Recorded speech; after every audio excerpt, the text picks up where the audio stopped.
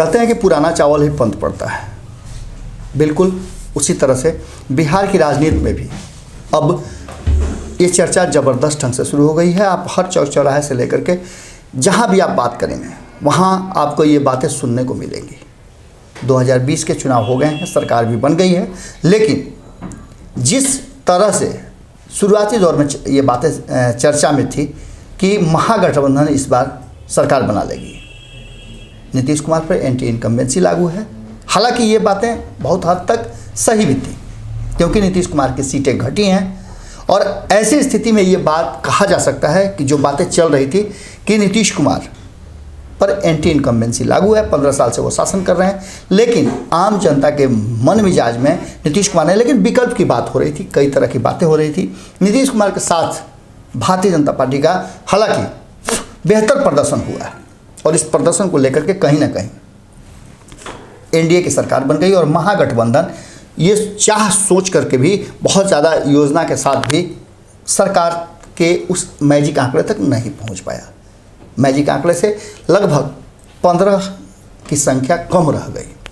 अब इस संख्या के पीछे बहुत तरह की बातें चल रही हैं, बहुत तरह की चर्चाएं हैं। कहा तो ये जा रहा है कि कांग्रेस ने कम आंकड़े लाए, कांग्रेस की पर बहुत कुछ निर्भर कर था, 70 सीटों पर कांग्रेस लड़ रही थी, लेकिन कांग्रेस ने इन बातों को सिरे से दरकिनार करते हुए सीधे तेजस्वी यादव पर उंगली रख दी है। उनका कहना है कि ये हार जीत तेजस्वी यादव के कारण हुई है। तेजस्वी यादव ने जिस तरह से सब कुछ करने में देर कर दी, इसके पीछे बहुत सारे और भी कारण गिनाए जा रहे हैं।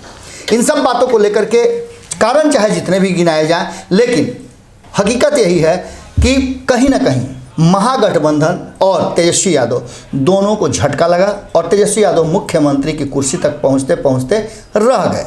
इसके पीछे कहा जा रहा है कि लालू प्रसाद का नहीं होना और लालू प्रसाद को किनारे कर देना तेजस्वी के लिए बड़ा घातक हुआ और यही वो कारण था जिसको लेकर के तेजस्वी यादव सत्ता की सीढ़ी तक पहुंचते पहुंचते रुक गए।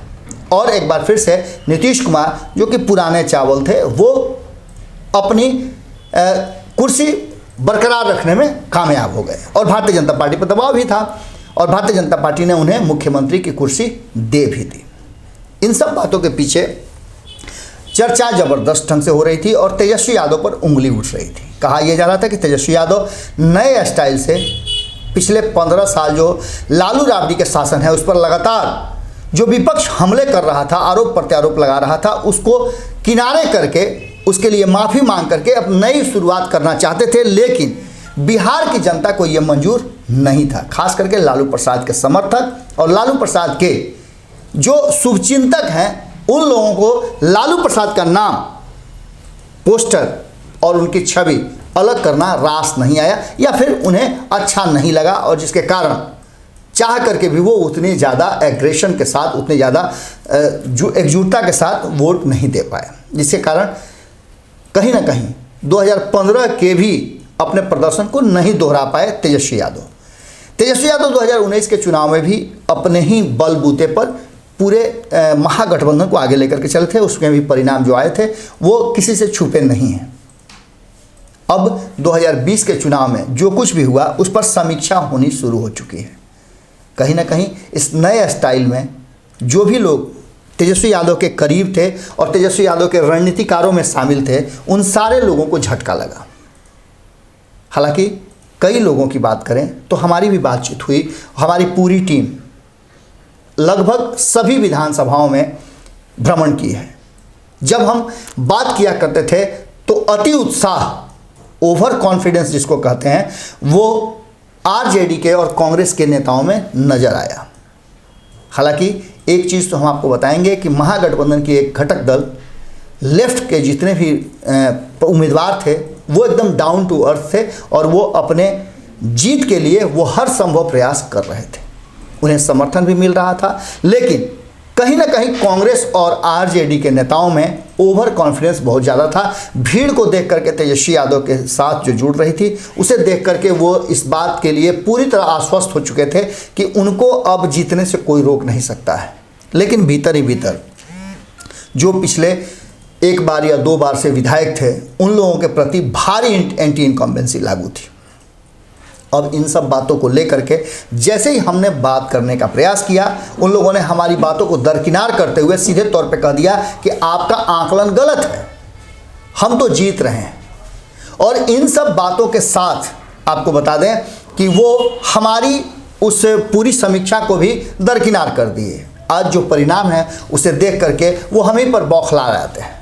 उनका कहना है कि आप और आपके आकलन, हम ही नहीं पूरे मीडिया जगत की बात करें, लगातार मीडिया पर सवाल उठ रहे हैं कि आपने तो कहा था कि महागठबंधन की सरकार बन रही है, आंकड़े आपने भी दिखाए थे। जी बिल्कुल, आंकड़े सभी ने दिखाए थे और ये कहा जा रहा था कि महागठबंधन की सरकार बनेगी, लेकिन उसके पीछे कई तरह के तर्क दिए जा रहे थे। उन तर्कों को भी ध्यान में रखना जरूरी था।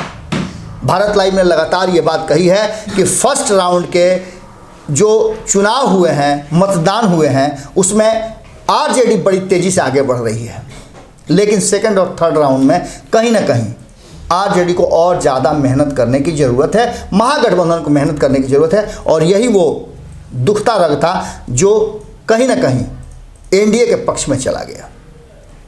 प्रथम चरण के जितने भी उत्साह थे और जो आंकड़े आए, जो समीक्षाएं हुई, जो सर्वेक्षण आए, उसने ये बता दिया कि आरजेडी और महागठबंधन की तरफ लोगों का रुझान है। लेकिन ये पहला चरण था, दूसरे और तीसरे चरण में अधिक सीटों के चुनाव होने थे और इन सब को लेकर के कहीं ना कहीं एनडीए और खास करके भारतीय जनता पार्टी पूरी एग्रेसिव हो गई और यही बातें कहीं ना कहीं आरजेडी और महागठबंधन के लोगों से छूट गया। इन सब बातों में एक फैक्टर था लालू प्रसाद, और लालू प्रसाद को अंततः मिलने के लिए जब तेजस्वी यादव गए तो उन्हें कई टिप्स मिले। अब सत्ता के करीब तक कैसे पहुंचा जा सकता है, लालू प्रसाद ने कहा जा रहा है कि तेजस्वी यादव को वो टिप्स दे दिए हैं। लालू प्रसाद अपने राजनीतिक जीवन में कई समझौते करते रहे हैं, इस बात से आप इनकार नहीं करते हैं। और ये चीज़ें कभी भी आपने देखा होगा कि राजनीति में पूर्ण विराम कभी नहीं होता है, हमेशा संभावनाओं के एक दरवाजे खोल करके रखे जाते हैं। लालू प्रसाद ने ऐसा किया, नीतीश कुमार ने भी ऐसा किया। नीतीश कुमार को कहा जाता है कि अवसरवादी हैं, जो कहते हैं उस पर नहीं टिकते हैं, लेकिन सत्ता में बने रहने के लिए उन्हें जो कुछ भी करना था वो उन्होंने किया। ये बार बार कहते हैं नीतीश कुमार कि वो बिहार के लिए, बिहार की सत्ता पर काबिज रहना चाहते हैं, क्योंकि बिहार का विकास वही कर सकते हैं और अगर ऐसा करते हैं तो कोई गलत भी नहीं करते हैं। लालू प्रसाद ने भी इस तरह की बातें की। जिस कांग्रेस को लालू प्रसाद ने सत्ता से बेदखल किया था, आज उसी कांग्रेस के साथ समझौता करके केंद्र से लेकर के राज्य तक वो रहे। अगर यही बात नीतीश कुमार करते हैं तो गलत क्या करते हैं। लेकिन इन सब से तेजस्वी यादव ने अपने आप को अलग कर लिया है। 2013 में आपने देखा किस तरह से नीतीश कुमार के साथ 36 का आंकड़ा रहते हुए जैसे ही वो भारतीय जनता पार्टी से बाहर आए, भारतीय जनता पार्टी फिर सत्ता में ना आ जाए, इसके लिए लालू प्रसाद ने उनके सामने हाथ बढ़ा दिया और बिना शर्त समर्थन किया। 2015 में साथ मिलकर के दही का टीका करके नीतीश कुमार के नाम पर, नीतीश कुमार को मुख्यमंत्री बनाने के नाम पर उन्होंने चुनाव लड़ा और चुनाव जिताया भी, मुख्यमंत्री भी उन्हें बनाया। 2017 में जब नीतीश कुमार अलग हुए तब भी उन्होंने कई बार सोचने की बात कही। अब एक बार अगर नीतीश कुमार सत्ता में असहज महसूस कर रहे हैं तो लालू प्रसाद के स्टाइल में अगर कहा जाए तो वो बढ़ करके हाथ आगे पकड़ सकते हैं नीतीश कुमार का। लेकिन तेजस्वी यादव ने नो एंट्री का बोर्ड लगा रखा है। अब देखने वाली बात होगी कि लालू प्रसाद से मिलने के बाद क्या लालू प्रसाद के नाम के साथ अब आगे की रणनीति और राजनीति तेजस्वी यादव करेंगे। क्या समीक्षा बैठक के बाद बिहार की राजनीति और बिहार की सत्ता में कोई बड़ा फेरबदल और परिवर्तन होगा। क्या अपने पुराने और गुरु कह लीजिए नीतीश कुमार के आगे जो नो एंट्री का बोर्ड है वो हटाएंगे, अपने बंद मुट्ठी को खोलने का प्रयास करेंगे, जिससे कि एक बार फिर से तेजस्वी यादव का हाथ नीतीश कुमार पकड़ के उन्हें राजनीति के एक और उच्च शिखर पर ले जाने का प्रयास करें। क्या होगा ये तो वक्त बताएगा, लेकिन लालू प्रसाद के नाम को छोड़ने का घाटा जितना ज़्यादा तेजस्वी यादव को हुआ है, उतना ही ज़्यादा फायदा लालू प्रसाद के नाम का विपक्ष ने उठाया है।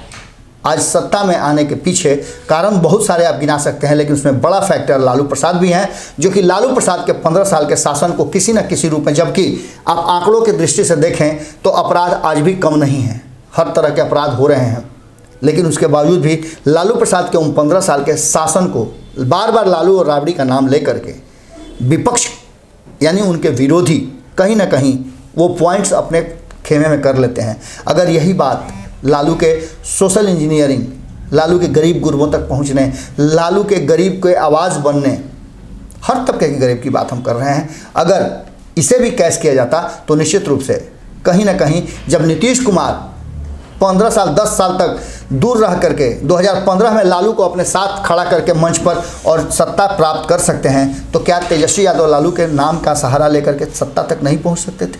प्रश्न बड़ा है, इसका जवाब आप जरूर दीजिएगा। समीक्षा बैठक पर हमारी नज़र बनी हुई है, आपकी नज़र भारत लाइव पे होनी चाहिए और हर खबर का अपडेट हम पल पल आपको देते रहेंगे। नमस्कार। अगर ये वीडियो पसंद आई और वह बिहार के राजनीति और बिहारियत से सरोकार रखेनी तो सब्सक्राइब बटन दबा के चैनल के सब्सक्राइब कर ली। ओजे एगो घंटी बा, ओकरा बटन दबा देला से कुल सटीक और मारक खबर रुआ मुफ्त में मिल जाई। अगर रुआ पत्रकारिता के हमनी के नया प्रयोग में सहयोग कर चाहतानी तो ज्वाइन बटन दबा दी। पेटीएम नंबर नोट कर ली 9386816700। धन्यवाद।